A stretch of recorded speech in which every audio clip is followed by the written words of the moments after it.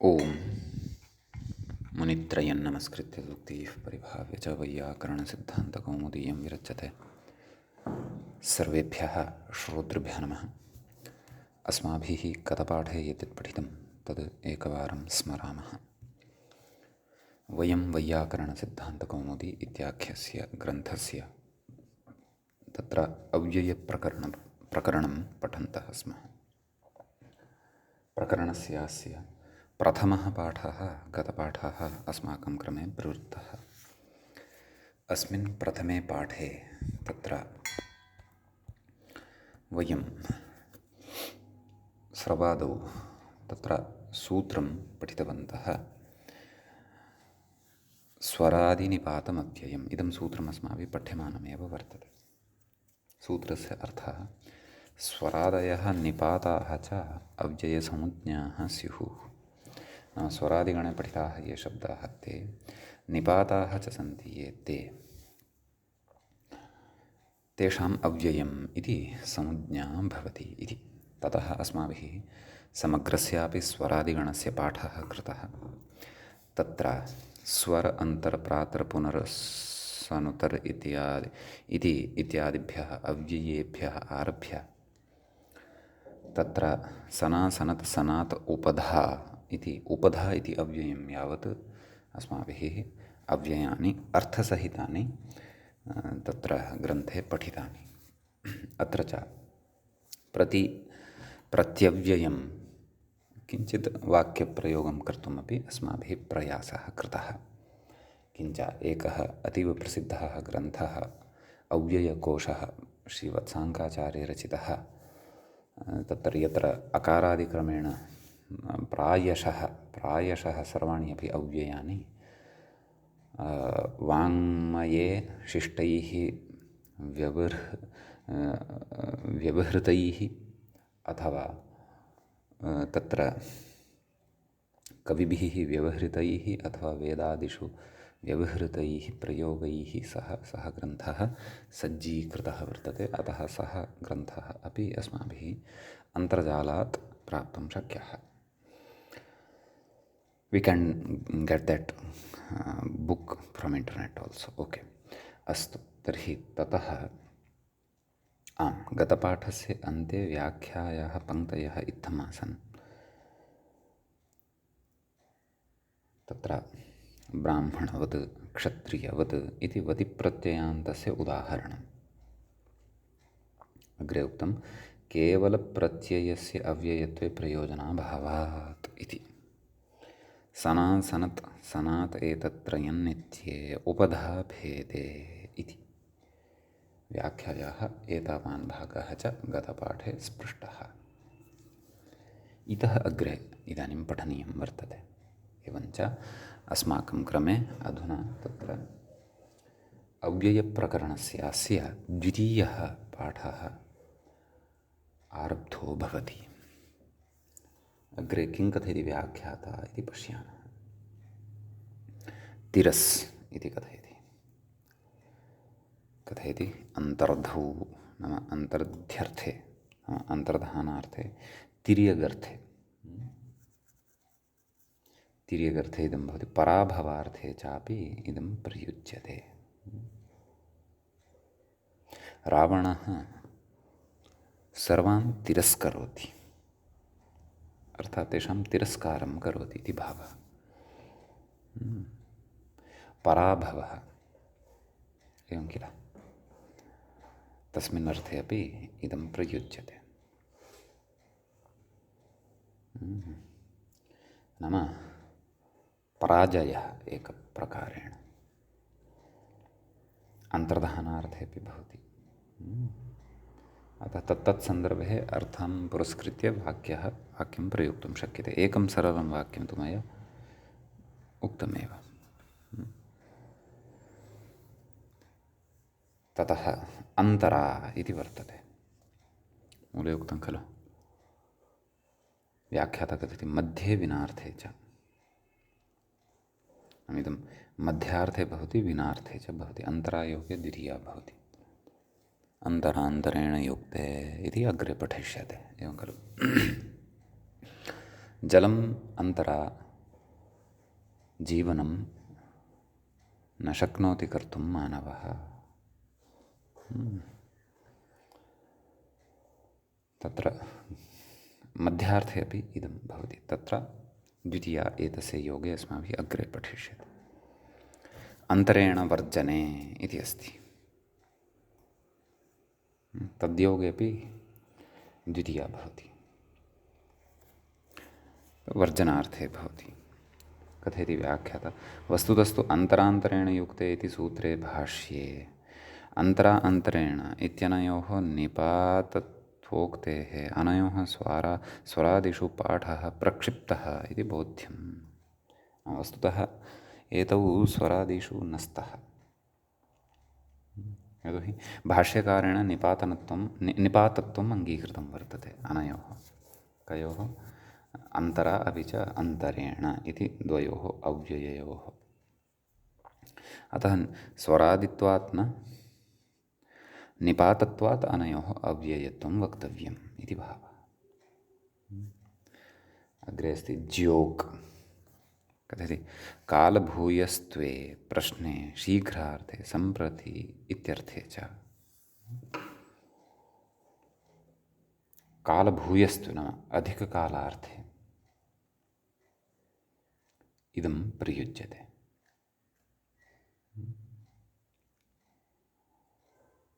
खलु?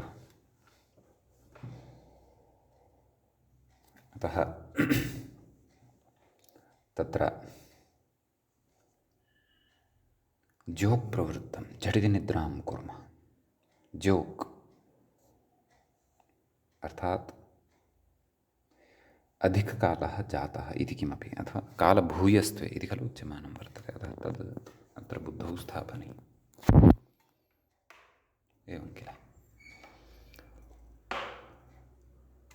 विशेषेण काव्यप्रयोगस्तु द्रष्टव्यः। तत्र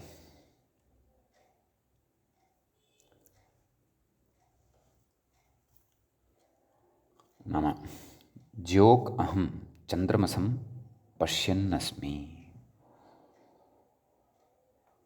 अहं चन्द्रमसम् अधिककालं यावत् पश्यन्नस्मि, अथवा ज्योक् अहं सूर्यं पश्यामि एवमपि भवितुमर्हति। नाम अधिककालत्वं तत्र भवेत्।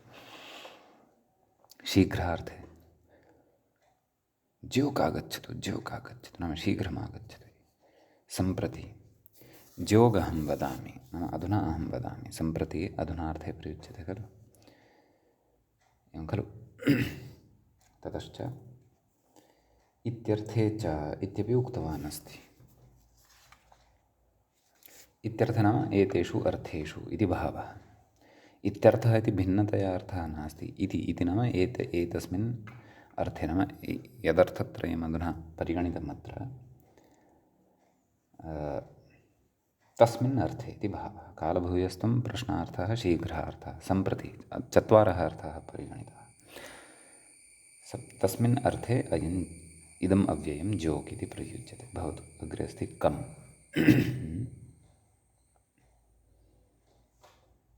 एवं खलु? तत्र कथयति, वारिमूर्धनिन्दां सुखेषु इति। जलार्थे इदं प्रयुज्यते। मूर्धभागार्थम् इदम् उपयुज्यते। निन्दार्थे इदम् उपयुज्यते। सुखार्थे च इदम् उपयुज्यते अव्ययम्। खलु? कं पिबामि अर्थात् जलं पिबामि इति भावः।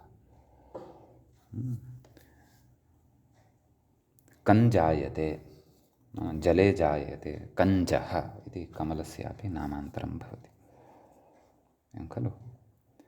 एवं शम् इति अस्ति अग्रे। शं सुखे। शम् इति तु सुखे एव भवति। कल्याणादिषु अर्थेषु अपि भवति। एवं खलु? सुखम्, आनन्दः, कल्याणं, शान्तिः इत्यादिषु अर्थेषु भवति। शङ्करोति इति शङ्करः प्रसिद्धं खलु उदाहरणम्। अथवा ईश्वरः सर्वेषां शं कुर्यात्, मङ्गलं कुर्यात्, सुखं कुर्यात् इति भावः। एवं किल? अग्रे सहसा इत्यस्ति। आकस्मिक अविमर्शयोः इति। अविमर्शः नाम सम्यक्तया यत्र विमर्शः न क्रियते, सम्यक्तया विचिन्त्य कार्यं न क्रियते, आकस्मिकं यद् भवति, अकस्मात् यत् प्रवृत्तं भवति, एवं खलु। काव्यप्रयोगः प्रसिद्धः श्रूयते खलु, सहसा विदधीत न क्रियामविवेकः परमापदां पदं वृणुते हि विमृश्यकारिणं गुणलुब्धाः स्वयमेव सम्पदः इति। अरे सहसा एव भवान् कुतः आगतः? भवान् तु गृहं गतवान् आसीत् खलु, एवं किमपि तत्तत् प्रसङ्गे प्रयोक्तुं शक्नुमः। एतान् अर्थान् बुद्धौ संस्थाप्य विना वर्जने, एतद् वर्जनार्थे भवति, एवं खलु। प्रसिद्धमिदमव्ययं सर्वैः प्रयुज्यते। बह्वीषु संस्कृतेतरभारतीयभाषासु अपि प्रयुज्यते। जलं विना, जलेन विना, जलात् विना, एवं रीत्या तिस्रः विभक्तयः अस्य योगे भवन्ति। तदग्रे पठिष्यते सर्वं। नाना इति अस्ति अग्रे, कदाचित् अनेकविनार्थयोः। पश्यन्तु, नाना इति अनेकार्थे अपि प्रयुज्यते, विनार्थे अपि प्रयुज्यते। तदपि स्मर्तव्यं, विनार्थे अपि नाना इत्यस्य प्रयोगः भवति खलु।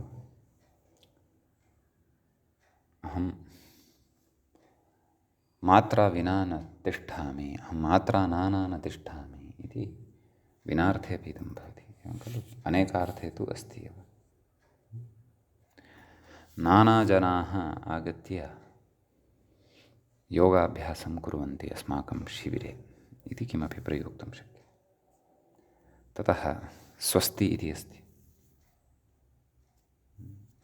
तन्मङ्गलार्थे भवति, एवं खलु। अतः यथा आशीर्वादं यच्छामः खलु, स्वस्ति भवतु, स्वस्ति प्रजाभ्यः परिपालयन्तां न्याय्येन मार्गेण महिं महिषा, एवं किमपि वदन्ति खलु। तदेव, तर्हि मङ्गलार्थे इदं भवति। मङ्गलं भवतु, स्वस्ति भवतु इति कथयामः खलु, तत् मङ्गलार्थे प्रयोक्तुं शक्यते। स्वदः इत्यस्ति अग्रे, पितृहविर्दाने, एवं खलु। अस्माकं पितृभ्यः हविर्दानं यदा क्रियते तदा इदमुच्यते, पितृभ्यः स्वदः, नाम एतत् मया पित्रे दीयते।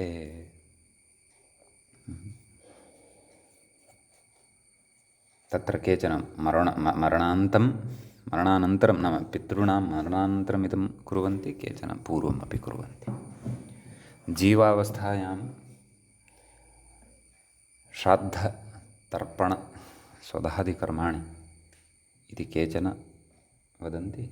नैव, तत्तु मरणानन्तरं सूक्ष्मशरीरविषयः एव सः अस्ति, सर्वोऽपि विधिः, तत्सर्वमपि विधानं मरणात् पूर्वं न भवति इति सम्प्रदायानुरोधेन मतभेदः भवितुमर्हति। भवतु, अस्माभिः अत्र अस्य अर्थः ग्राह्यः। अत्र जीविताय वा मरणाय मृताय वा दानम् इति नोच्यते। अस्तु, अग्रे अलम् इत्यस्ति। कथयति, भूषणपर्याप्तिशक्तिवारणनिषेधेषु खलु, भूषणार्थे भवति, पर्याप्त्यर्थे भवति, शक्त्यर्थे भवति, वारणार्थे भवति, निषेधार्थे च भवति। तत्र अलङ्कारः इत्यादिषु भूषणार्थे श्रीकृष्णः कंसाय अलम्, अर्थात् कंसस्य हननादिकं कर्तुं पर्याप्तः अस्ति, खलु। तत्सर्वं वयम् अग्रे, नाम अलं योगे कथं विभक्तिनिर्णयः अथवा कः तत्र नियमः, तत्कारकेषु अग्रे पठिष्यते विभक्त्यर्थप्रकरणे। सम्यक् अग्रे उच्यते, वषट् वौषट् श्रौषट् एतत्त्रयं देवहविरदाने नाम देवाय हविः। हविः नाम तदेव यज्ञे समर्प्यमाणः पदार्थविशेषः तिलगुडयवादिभिः निर्मितः। घृतमपि योज्यते तत्र, आहुतिदानं च तेन क्रियते, एवं खलु। अतः तदेव देवाय वषट् वौषट् श्रौषट् इत्यादीनां तत्र प्रयोगः क्रियते। तत्र नमस्वस्ति स्वाहा स्वधालं वषड्योगाच् इति इत्यत्र वषड्योगे चतुर्थी विभक्तेः अस्माभिः विधानम् अग्रे पठिष्यते, तदग्रे अनुपदमेव आगमिष्यति। तदनन्तरं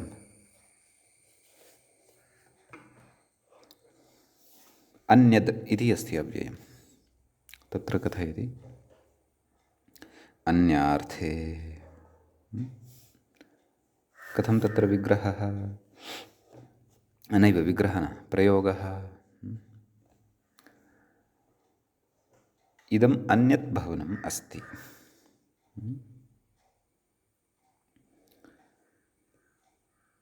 एषा अधुना अस्मिन् पदे महिला या नियुक्ता सा पूर्वापेक्षया अन्यत् अस्ति। क्वापि प्रयोगः भवितुमर्हति, यतोहि अव्ययं खलु, अतः तत्र अन्यार्थे अन्यद् वर्तते इत्युच्यते। अस्ति इत्यपि अस्ति, अग्रे मूले पश्यामः यदि। अन्यते तदनन्तरम् अस्ति इति अव्ययम् अस्ति, तत्र कथयति सत्तायां, नाम इदमव्ययं सत्तायाम् इत्युच्यते। अग्रे कथयति उपसर्गविभक्तिस्वरप्रतिरूपकाश्च इति चाद्यन्तरगणसूत्रादेव अस्ति शब्दस्य विभक्तिप्रतिरूपकस्य अव्ययत्वसिद्धेः इह स्वरादिगणितस्य पाठः व्यर्थः इति मधुसूत्रे भाष्यकैयटयोः स्थितम्। एवं खलु, नाम चादिगणे एकं सूत्रं वर्तते, उपसर्गविभक्तिस्वरप्रतिरूपकाश्च ये शब्दाः वर्तन्ते ते अपि अव्ययम् इति नाम्ना व्यवह्रियन्ते। एवं खलु, तच्च गणसूत्रम् अस्माभिः अचिरेण अत्रैव प्रकरणे पठिष्यते। तर्हि तेन गणसूत्रेण प्रकृते विभक्तिप्रतिरूपकत्वात् अस्ति इत्यस्य अव्ययत्वं सिद्ध्यति, यतोहि अत्र तिप् इति विभक्तिः वर्तते। सः लादेशोऽपि वर्तते, नाम तस्मिन् लट् प्रत्ययत्वमपि वर्तते, परन्तु विभक्तित्वमपि वर्तते, तस्य विभक्तिसंज्ञा अपि भवति इति अस्माभिः पूर्वं पठितं वर्तते। सुपामपि तिङामपि उभयोः अपि विभक्तिसंज्ञा अस्ति एव, सम्यक्। अतः तत्र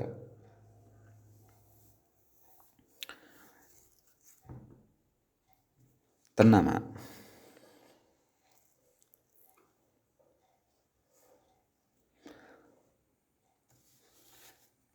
तत्र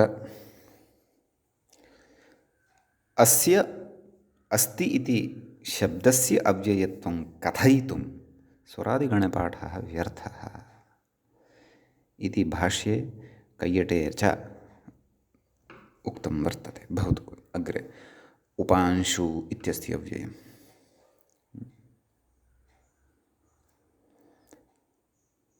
ततः आम्, अस्ति इत्यस्य प्रयोगः कथं कर्तव्यः इति, एवं खलु, तद्विषये अपि वयं चर्चाम् अथवा प्रयोक्तुं शक्नुमः। अस्यां सभायां जनाः अस्ति एवं प्रयोक्तुं शक्नुमः। नाम अत्र जनाः ये वर्तन्ते तेषां सत्ता वर्तते इति, अथवा जनानाम् अस्ति अस्ति, जनानां सत्ता वर्तते इति भावः। यद्यपि ते अप्रसिद्धः प्रयोगाः, परन्तु काव्येषु यत्र तदेव अन्वयादिकस्य करणस्य किञ्चित् क्लेशः जायते,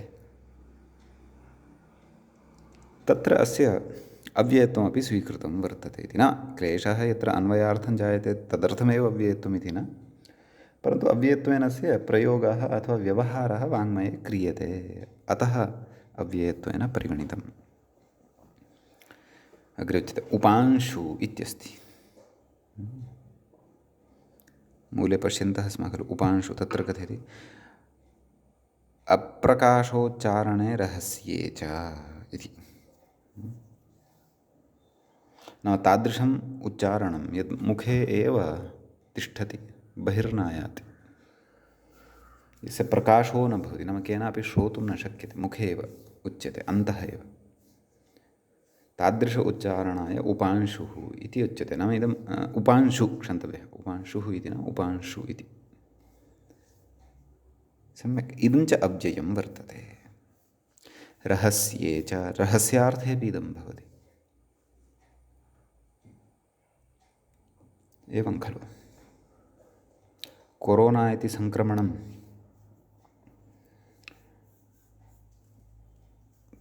तत्र कैः जनैः किमर्थं प्रसारितं, यथा चैनादेशेन प्रसारितं खलु, तत्र चैनादेशस्य कः स्वार्थः इति तु उपांशु एव वर्तते, नाम रहस्यमेव अस्ति इति। एवं खलु। अग्रे क्षमा इति एकम् अव्ययं कथयति क्षान्तौ, नाम क्षान्त्यर्थं क्षमा कस्यचित् कृते तस्य कृतस्य अपराधस्य अदण्डनम् अथवा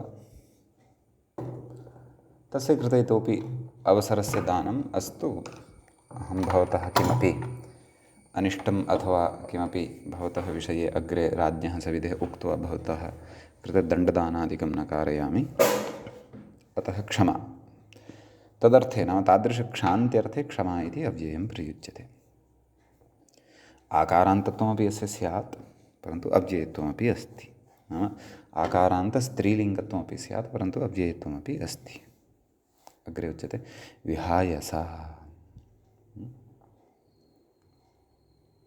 आकाशे, नाम आकाशार्थे विहाय सा इति अव्ययं प्रयुज्यते। विहाय सा पक्षिणः गच्छन्ति अथवा विहाय सा जलं भूमौ पतति इति किमपि। दोषा इत्यस्ति, रात्रौ इत्यस्ति। अहं दोषा दधि न खादामि, रात्रौ अहं दधि न खादामि, एवम् अत्र समन्वयनं कर्तुं शक्यते। अग्रे कथयति मृषा मिथ्या, योवत् अव्ययद्वयं व्याख्याति, व्याख्याता कथयति मृषा मिथ्या, कथयति इदं द्वयं वितथे इति वर्तते। कोऽर्थः वितथे इत्यस्य? तन्नाम तद् असत्यम्, असत्याचारः, मानव मिथ्या, असत्यं, वैयर्थ्यं वा, तस्मिन् अर्थे इदं द्वयं, नाम इदम् अव्ययद्वयं भवति इति भावः। मृषा न वक्तव्यं, सर्वदा सत्यं वक्तव्यं। दुर्जनः सर्वदापि मिथ्या एव वदति इति च अपरः प्रयोगः साधयितुं शक्यते। एवं खलु। अव्ययम् इति कृत्वा सदृशमेव रूपं भवति। केचन कथयन्ति मिथ्यां वदति इति, नाम आकारान्तस्त्रीलिङ्गवत् व्यवहरन्ति, तथा नास्ति। मिथ्या चेत् मिथ्या इत्येव, तस्य अव्ययत्वम् अतः क्वापि कदापि स्वरूपे परिवर्तनं न भवति इति भावः। सम्यक्। अग्रे अस्ति मुधा इति, तद्विषये कथयति व्यर्थे इति। मुधा इति व्यर्थे भवति। सम्यक्तया पठितवान् भोः, तथापि परीक्षां लेखितुं मुधा बिभेति, नाम व्यर्थमेव भवान् भीतिं प्राप्नुवन् अस्ति इति भावः। एवं खलु। अग्रे वर्तते पुरा मिथो इति। तत्र पुरा इत्येतस्य अर्थः अग्रे कथितः अविरते चिरातीते भविष्यदासन्ने च इति। पुरा इत्यस्यैव खलु? आम्, पुरा इत्यस्यैव नाम अविरते नाम अनवरतये इति भावः। वानवः अथवा तत्र पुरा इत्युच्यते खलु? पुरा इत्यस्यैव च कथयन्नस्ति खलु? अविरतं नाम प्राचीनार्थे अपि प्रयुज्यते, तदपि यत्र तदेव चिरातीते इत्यनेन प्राचीनार्थः अवगन्तव्यः। अविरतं नाम तदेव सततत्वं नाम अनवरतत्वं, कौण्टिन्यूट्लि इति कथयामः खलु, तद्वत्। भविष्यदासन्ने च इति नाम तत्र भविष्यकालसमीपस्थार्थे अपि प्रयुज्यते, परन्तु आधिक्येन वयं प्रायः चिरातीतार्थे एव अस्य प्रयोगं कुर्मः, नाम प्राचीनकालार्थे अस्य आधिक्येन प्रयोगं कुर्मः। सम्यक्। अग्रे कथयति मिथो मिथस् इति मूले एकं तु आम् मिथो इति ओकारान्तं निपातनम् अपि कृतं। मिथस् नाम ओकारान्तम् अपि अव्ययं पठितं, किञ्च मिथस् इति अन्यदपि एकम् अव्ययं तत्र पठितं। सम्यक्। आम्, तर्हि तत्र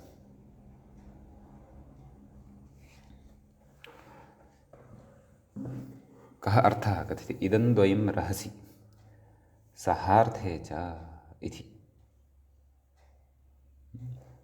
रहस्यार्थे अपि भवति, सहार्थे अपि भवति। आगच्छतु आवां मिथः पठावः, अर्थात् वयं परस्परं सहाय्यवन्तौ सन्तः पठावः इति अर्थः अनयोः द्वयोः भवति। अग्रे कथयति प्रायस् इति।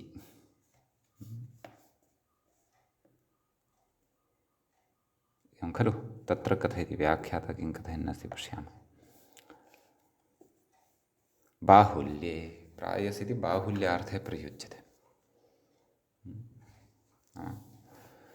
प्रायः अस्मिन् नगरे सर्वे अपि विद्वांसः सन्ति, प्रायशः सर्वे विद्वांसः एव वर्तन्ते। बाहुल्यार्थे नाम अत्यधिकतया अत्र विद्वांसः सन्ति इति खलु? कर्णाटकराज्ये तत्र मुत्तूरुग्रामे प्रायशः जनाः संस्कृतेन भाषन्ते। एवं खलु? नाम बाहुल्यार्थे बाहुल्येन जनाः तत्र भाषन्ते, संस्कृतेन भाषन्ते, एवं प्रयोगाः भवितुम् अर्हन्ति। सम्यक्। अग्रे मुहुस् इत्यस्ति अव्ययं मूले प्रदत्तं, व्याख्याता अपि कथयति तद्विषये। मुहुस् पुनरर्थे इति। पुनः अर्थे इदं मुहुस् इति उपयुज्यते। एवं खलु? तर्हि अत्र सकारः यः वर्तते तस्य सकारस्य तद् वृत्वं विसर्गः च भवति, अतः मुहुः इति रूपं सिद्धं भवति। सम्यक्। तदेव पुनः पुनः इत्येतस्मिन् अर्थे अथवा पुनरर्थे इदम् अव्ययं भवति इति अवधानं कर्तव्यम्। अग्रे उच्यते प्रबाहुकम् इति। एवं खलु? कथयति समकाले ऊर्ध्वार्थे च प्रबाहुकम् इति यदव्ययं भवति।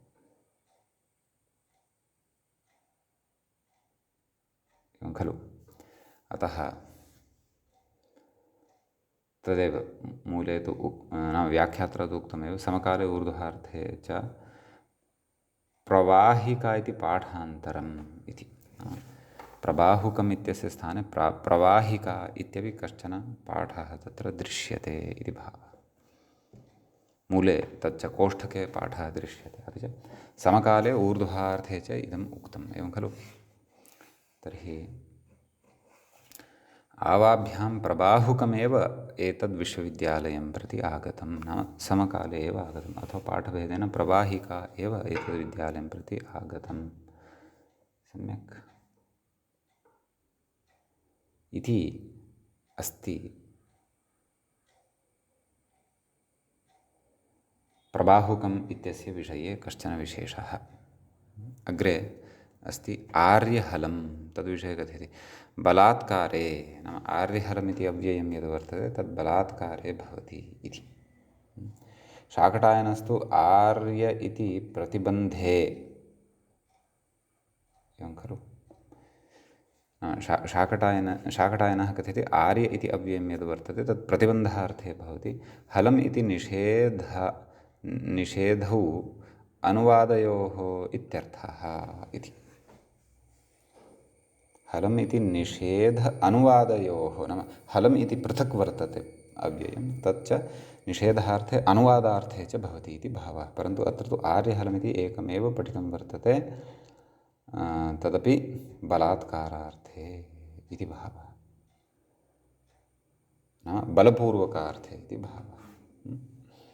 भवान् मया सह आर्यहलं नाचरतु, एवं रीत्या प्रयोगः भवितुम् अर्हति।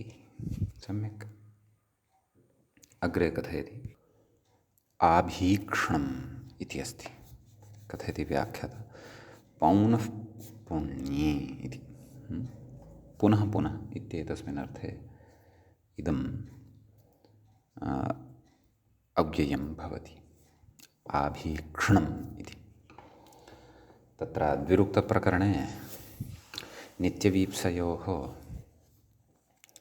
इत्यस्य सूत्रस्य पठनसमये अस्माभिः आभीक्ष्ण्यं पठिष्यते। तर्हि तत्र आभीक्ष्णं नाम किं, पौनः पुण्यम् इति यदि भवन्तः स्मरिष्यन्ति तर्हि सरलता भविष्यति तत्र अवगमने। अस्तु, तर्हि आम्, कथं प्रयोगः कथम्? अहम् आभीक्ष्णं पठामि, नाम पुनः पुनः पठामि इति भावः। अस्तु, साकं सार्धं कथयति इदं द्वयं सहार्थे, नाम सहार्थे भवति। सः इत्यस्य यः अर्थः सः एव साकं सार्धम् इत्यनयोः अपि अर्थः भवति। अहं मित्रेण साकं गच्छामि, अहं पित्रा सार्धं धावामि, किमपि।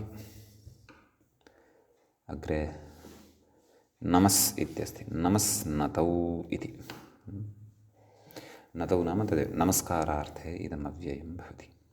मुनित्रयं नमस्कृत्य इत्यादौ पठितं खलु, तदेव। स्वतन्त्रस्य प्रयोगः यदि तर्हि एतद्योगे चतुर्थी, रामाय नमः, पित्रे नमः इत्यादिकं। तद् अग्रे नमस्वस्ति स्वाहा स्वधः इति सूत्रपठनवेलायां ज्ञास्यते। हिरुग्वर्जने इति वर्जनार्थे विनार्थे भवति, एवं खलु। विना इति अव्ययं यस्मिन् अर्थे प्रयुज्यते तस्मिन् अर्थे इदमपि भवति। अतः तथैव रूपाणि अथवा वाक्यानि वक्तुं शक्यानि। अग्रे अस्ति धिक्, धिक् निन्दा भर्त्सनयोः। निन्दार्थे भर्त्सनार्थे च भवति। अस्य एतेन योगे अपि द्वितीया भवति। धिक् दुष्टं, धिक् क्रूरं, दिग्रावणम् इति निन्दार्थे भर्त्सनार्थे वा प्रयोक्तुं शक्यते। अग्रे अस्ति अथ इति। अथ विषये एषः किमपि नोक्तवान् खलु।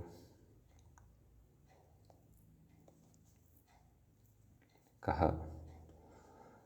बालमनोरमाकारः अम् इति कथयन्नस्ति साक्षात् अग्रे। तत्त्वबोधिनिकारः अपि अथ इति एतस्य विषये न वदन्नस्ति इति भाति। धिङ्गेतदनन्तरं पश्यन्तु। इत ऊर्ध्वं तसिलादयस्तद्धिताः एधाच् पर्यन्ताः शप्तसि शस्तसि कृतसुच् सुचिथा स्थलौ च्यर्थाश्च इति प्राचीनगणपाठे अस्ति इति बोध्यम्।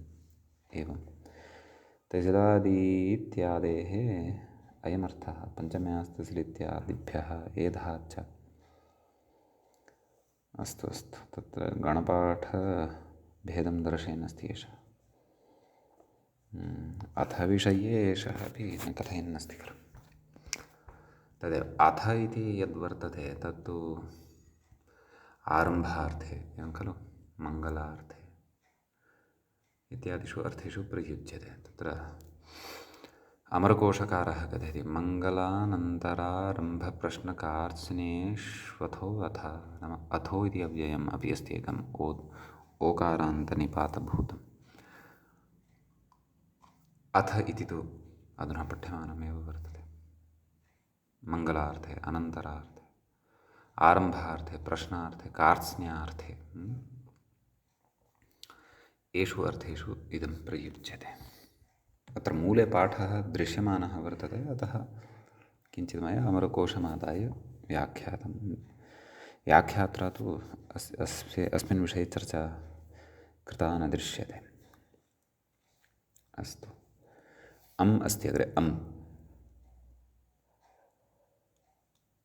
कथयति शैघ्रे अल्पे च। इदमव्ययं शैघ्र्यार्थे भवति, अल्पार्थे च भवति। अं गच्छामः, शीघ्रं गच्छामः। अं खादामि, अल्पं खादामि इति वा। आम् इत्यपि अस्ति।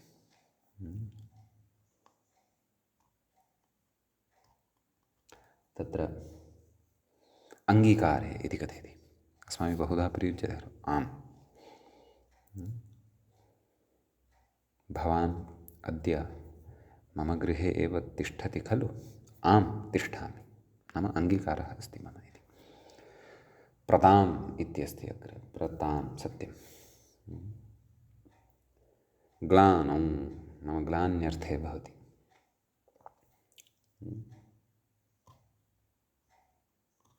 प्रताम् अहं तु तत्र नाम गलितं मांसम् अथवा मांसं दृष्ट्वा ग्लानिम् अनुभवामि। प्रतां मांसदर्शनं, मास्तु मांसदर्शनं, प्रताम् इति किमपि। अथवा यत्र ग्लानेः प्रसङ्गः वर्तते तत्र प्रयोक्तुं शक्यते। अग्रे अस्ति प्रशां समानार्थे। प्रशाम् इति मकारान्तमव्ययं समानार्थे भवति खलु।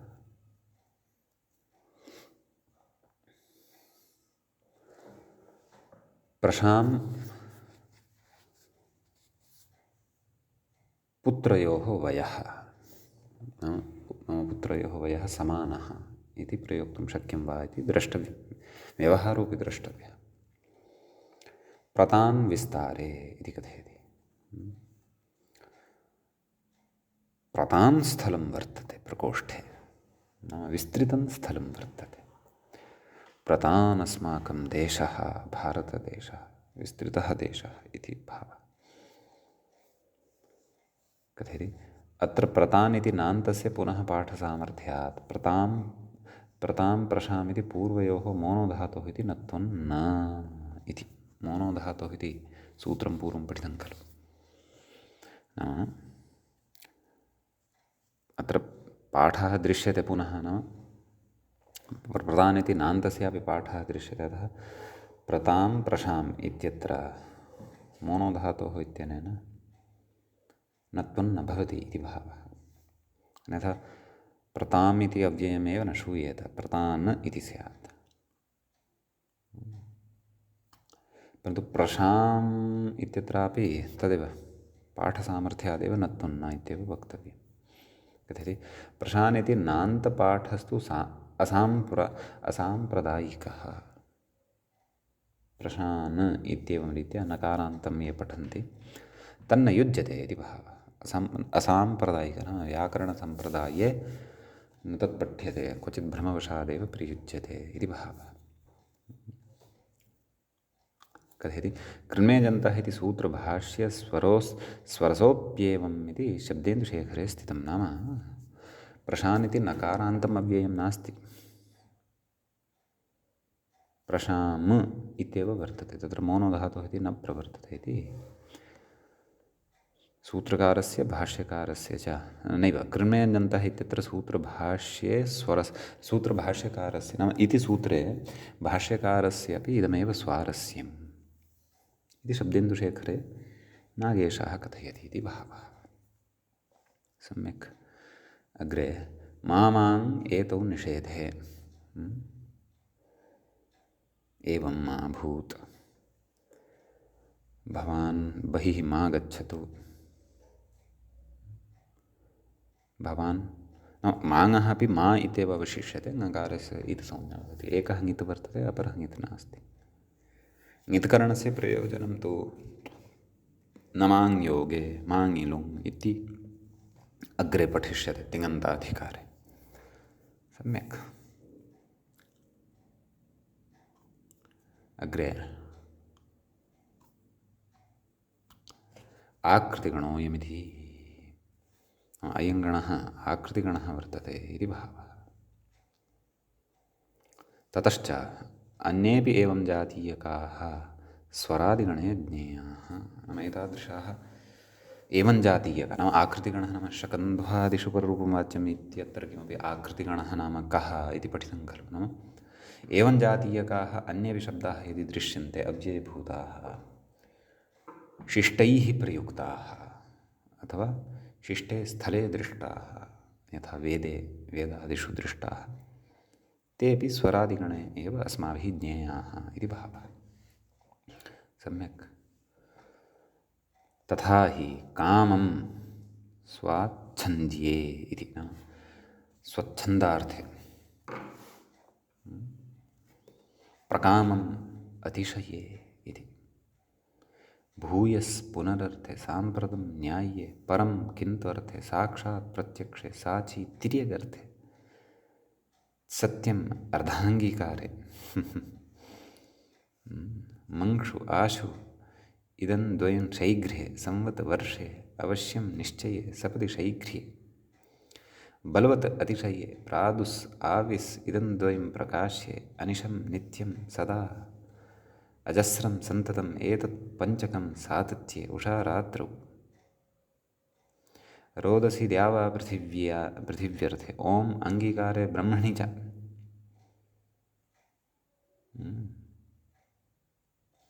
अन्वयः क्व तथा च एवं रीत्या आरब्धवान् अस्ति खलु, तथा हि इति।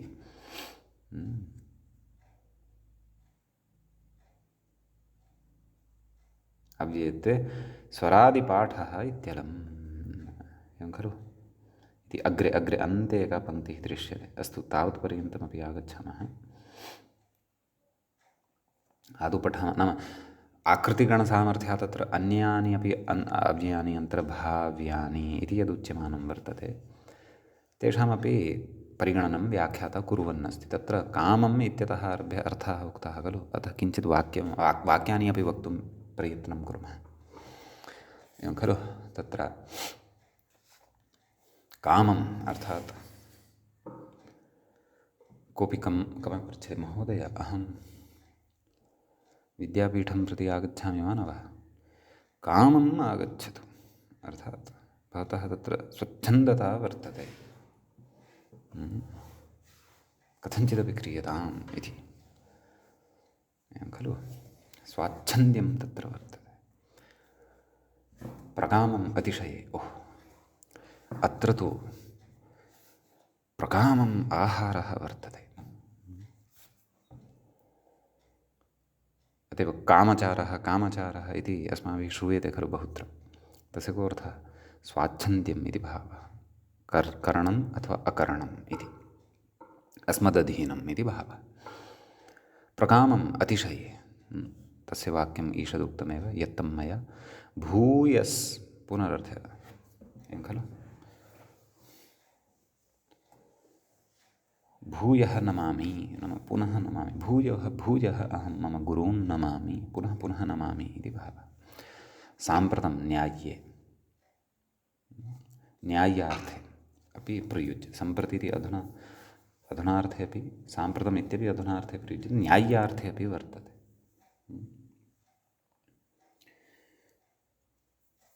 चोरेभ्यः दण्डः देयः इत्येव साम्प्रतं।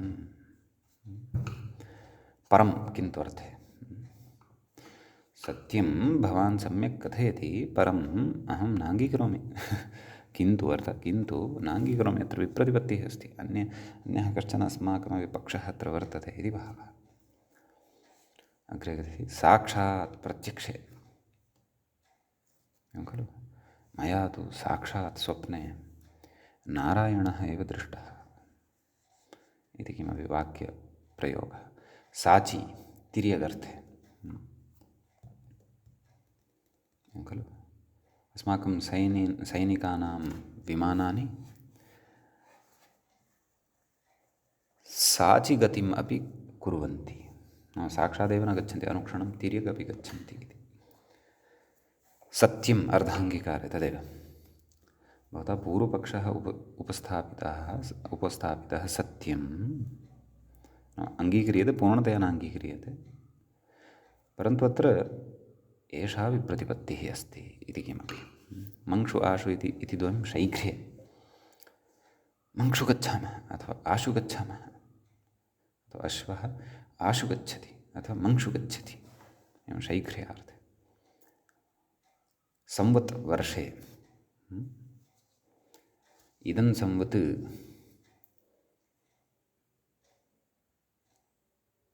कोरोना रोगेण एव अतीतम्।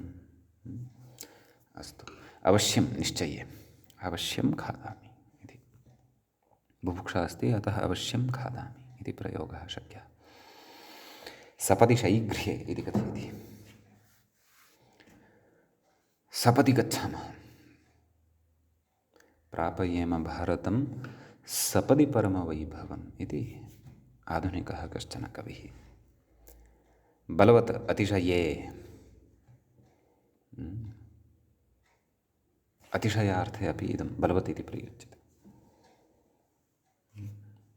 श्रीरामः बलवत्वं भजते रावणापेक्षया इति किमपि। प्रादुस् आविस् इदं द्वयं प्रकाशे, वेदानां प्रादुर्भावः, वेदज्ञानस्य प्रादुर्भावः ऋषीणाम् अन्तःकरणे जातः। तत्र प्रकृतौ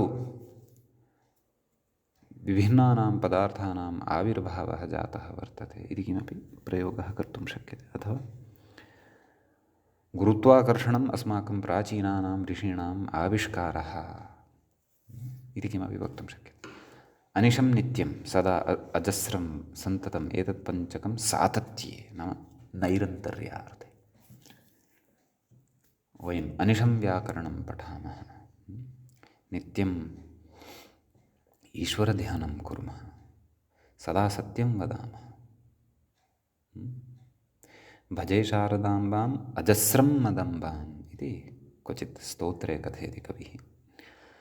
अहं सन्ततं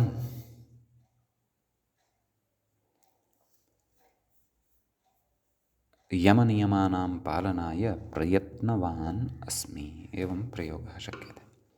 उषा रात्रौ पश्यन्तु, उषा इति अव्ययम् अपि अस्ति, रात्रौ नाम रात्रेः अर्थे। उषा दधिसेवनं न कर्तव्यम् इति शक्यते प्रयोगः। अग्रे कथयति रोदसी द्यावा पृथिव्यर्थे, नाम द्यूलोकार्थे पृथिव्यार्थे च रोदसी इति अव्ययं प्रयुज्यते। रोदसी सर्वत्र आकाशः विराजते, आकाशं विराजते।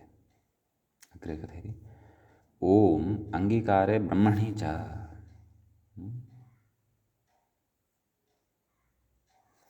एवं किल।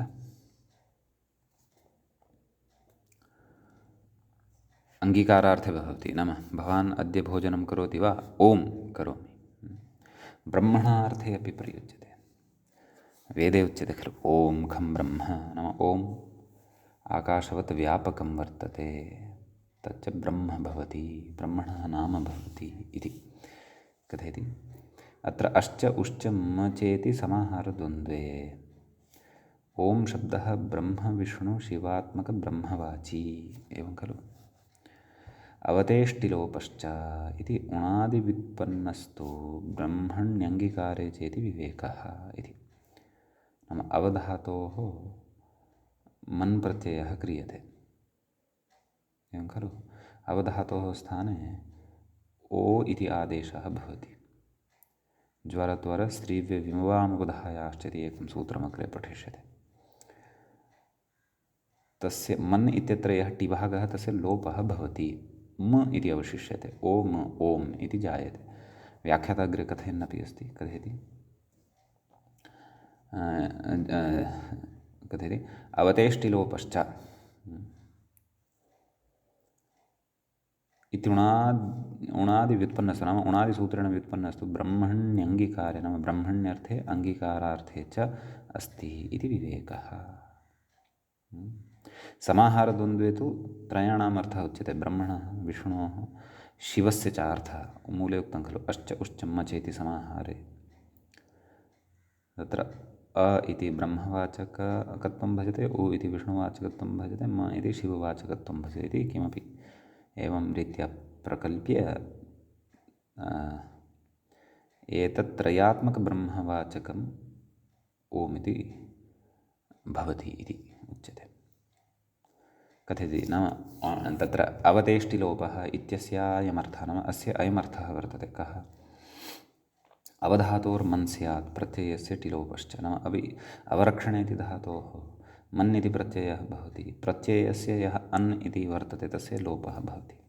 तर्हि अवम इति स्थिते ज्वरत्वर अग्रे पठिष्यते अस्माभिः यङ्लुक् प्रकरणे सूत्रमिदं किं ज्वरत्वरस्त्रीव्यमिमामुपधायाश्च इति कथयति। इति वकारस्य उपधाभूतस्य अकारस्य च ऊठ् एवमेवम् ऊ इति भवति।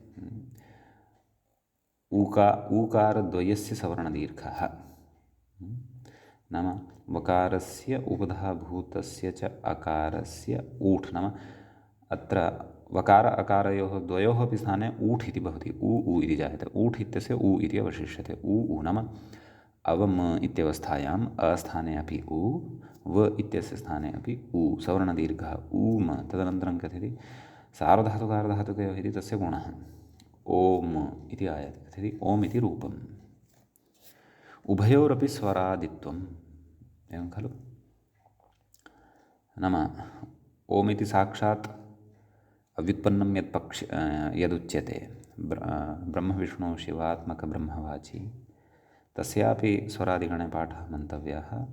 अवतेष्टिलोपश्च इति उणादिसूत्रेण अष्टाध्याय्याः ज्वरतोरित्यादिसूत्रेण च यत् सिद्ध्यति तेन निष्पन्नस्यापि स्वरादिगणे पाठः मन्तव्यः इति एवं खलु। कथयति न च औणादिकस्य कृन्मेजन्तः इत्येव सिद्धमिति वाच्यं, नाम औणादिकस्य ओम् इत्यस्य कृन्मेजन्तः नाम मान्तत्वम् अस्ति अस्य इति कृत्वा तेनैव, नाम कृद्यो मान्तः इति वक्ष्यते अग्रे, एजन्तः मान्तश्च तस्य अव्ययत्वं भवति इति वक्ष्यते। तर्हि प्रकृते मन् इति कृतप्रकरणमेव वर्तते। अतः कृतप्रकरणत्वात् कृदन्तत्वमेव अस्य वर्तते। अतः कृन्मेजन्तः इत्यनेन एव ओम् इत्यस्य अव्ययत्वं सिद्धम्। अतः स्वरादिगणे अस्य पाठः कुतः मन्तव्यः इति न शङ्कनीयं। कुतः न शङ्कनीयं? कथयति उणादौ हि च्विरव्ययम् इति पठ्यते।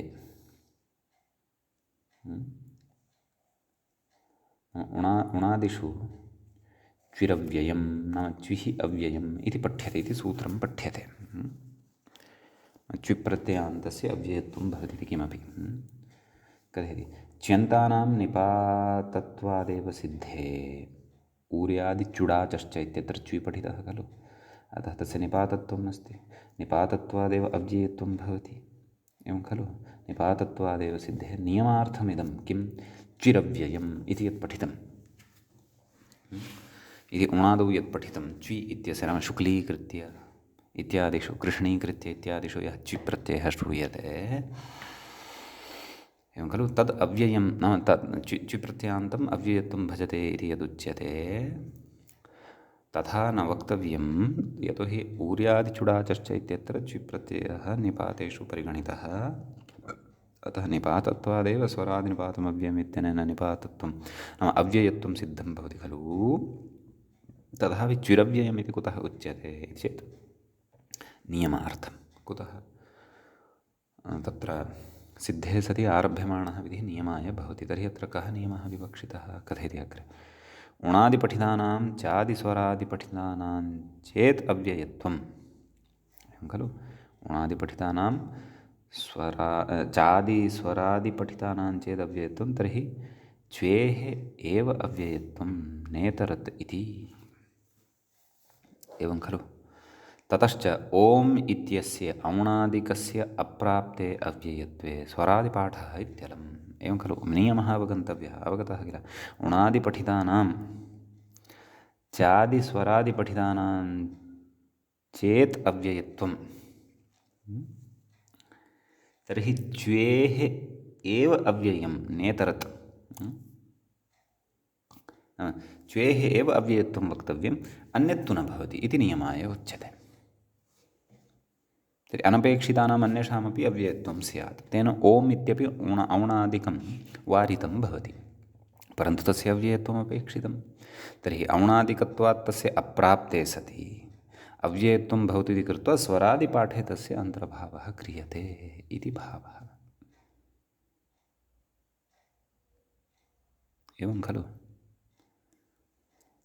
इति अत्र कश्चन विशेषः उच्यमानः वर्तते तदेतदर्थमेव नाम सः नियमः एतदर्थमेव यत्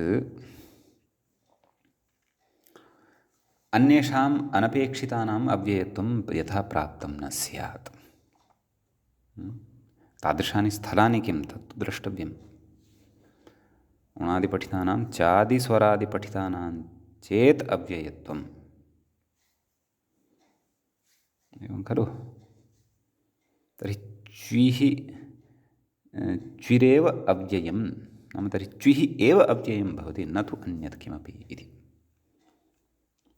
एतन्नियमार्थं च्विरव्ययम् इत्युच्यते तस्मात् मन्नन्तः यथा ओम् अस्ति तस्यापि अव्ययत्वं न भवति अथवा अन्यः औणादिकः अन्यविधं शब्दं कञ्चन साधयति अनव्ययमपि तस्यापि अव्ययत्वं न प्राप्तं स्यात् तदर्थम् अयं नियमः वर्तते तेन ओम् इत्यस्य अव्ययत्वम् अत्र प्राप्तं न भवति तदर्थं स्वरादिगणे अस्य पाठः आकृतिगणत्वात् मन्यते इत्यर्थः नाम इति ओम् इति शब्दविषये विचारः पर्याप्तः इति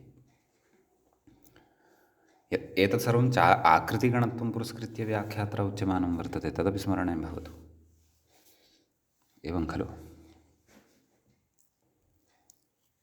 आकृतिगणत्वं पुरस्कृत्य इदमुच्यमानं वर्तते मूले तु एते न पठिताः खलु एते अव्ययशब्दाः अथवा इमानि अव्ययानि मूले तु न पठितानि सन्ति खलु तदपि स्मर्तव्यम् एवं किल अग्रे गच्छति भूः पृथिव्यां भुवर् अन्तरिक्षे ओं भूर्भुवः स्वः इति खलु कथयामः भूः पृथिव्यां भुवर् इति अन्तरिक्षे एवमेव स्वर् इति तु उक्तमेव खलु स्वर्गार्थे भवति तर्हि गायत्रीमन्त्रः अवगन्तव्यः यदि तर्हि एतेषाम् अव्ययत्वेन अर्थः ज्ञातव्यः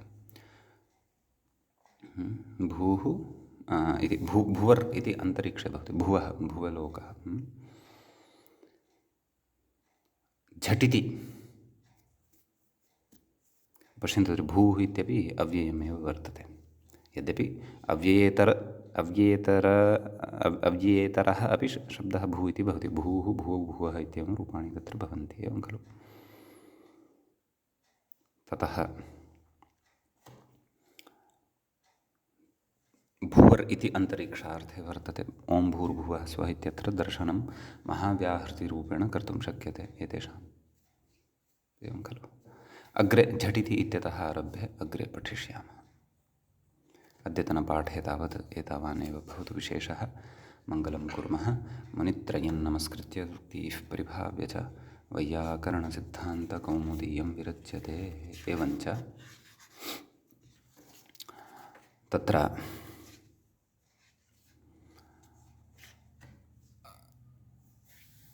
अव्ययप्रकरणस्यास्य अस्माकं क्रमे द्वितीयः एषः पाठः सम्पन्नतां गतः। नमः सर्वेभ्यः श्रोतृभ्यः।